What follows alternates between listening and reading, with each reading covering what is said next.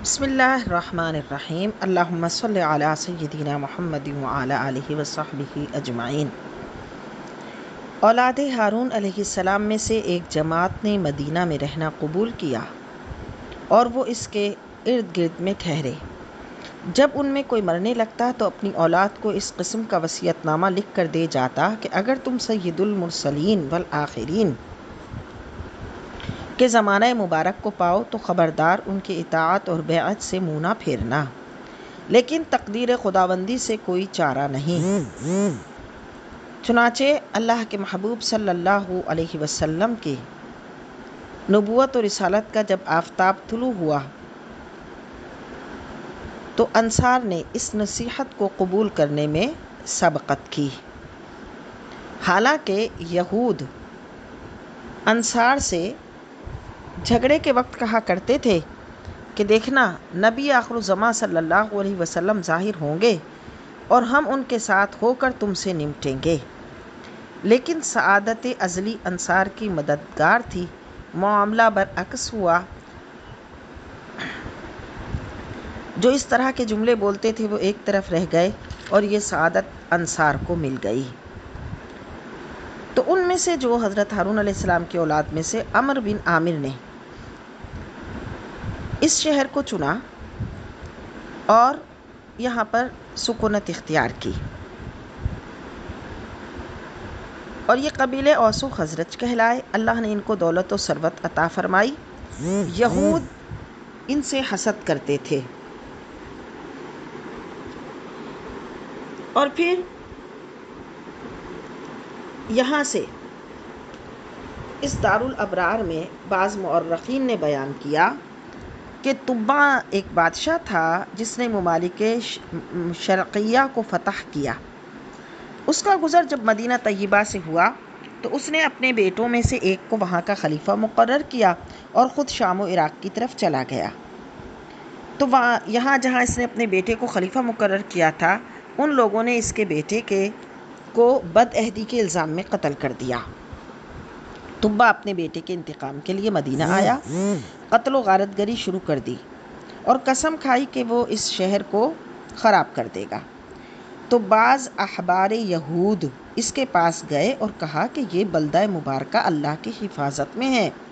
اس کو کوئی خراب و تباہ نہیں کر سکتا۔ ہم اپنی کتاب میں اس کے اوصاف اور تعریفیں پڑھتے چلے آئے ہیں۔ اس کا اصل نام طیبہ یا طیبہ ہے، اور یہ پیغمبر آخر الزماں صلی اللہ علیہ وسلم کا مقام ہجرت ہے،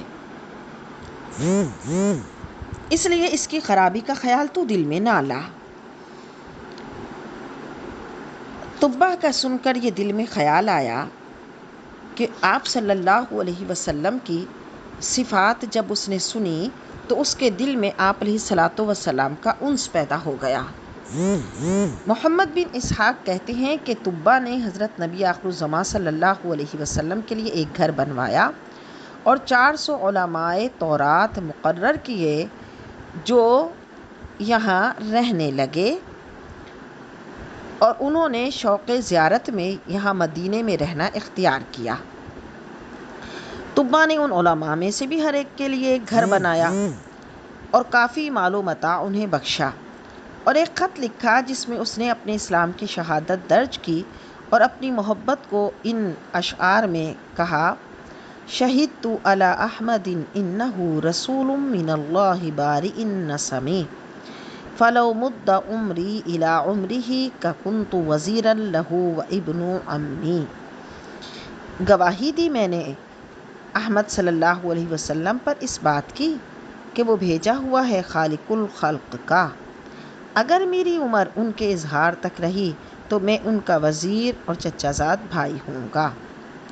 اور اس خط کو مہر لگا کر اس جماعت کے سب سے بڑے آدمی کے حوالے کیا اور وصیت کی کہ اگر وہ زمانہ مبارکہ نشان حضور علیہ الصلاۃ والسلام کو پا لے تو یہ خط آپ کی خدمت میں پیش کرے، اگر نہ پا سکے تو اپنی اولاد کے حوالے کرے، اور اسی طرح اولاد در اولاد یہ سلسلہ چلتا رہے یہاں تک کہ نبی خاتم الانبیاء صلی اللہ علیہ وسلم تک پہنچے۔ اور اس نے ایک مکان خاتم النبیین صلی اللہ علیہ وسلم کے لیے تیار کروایا تاکہ وہ جس وقت تشریف لائیں تو اس میں مقیم ہوں۔ ایک عالم کو جس کی اولاد سے حضرت ایوب انصاری رضی اللہ تعالیٰ عنہ تھے اس گھر کا متولی بنایا، تو مدینے میں جن لوگوں نے حضور علیہ السلام کی حمایت کی وہ سب ان علماء کی اولاد سے تھے۔ اور کہتے ہیں کہ وہ خط حضور علیہ السلام کے جب آپ مدینہ تشریف لائے تو حضرت ابو ایوب انصاری رضی اللہ تعالیٰ عنہ کے پاس محفوظ تھا، اور انہوں نے حضور علیہ السلام کی خدمت اقدس میں یہ خط پیش کیا۔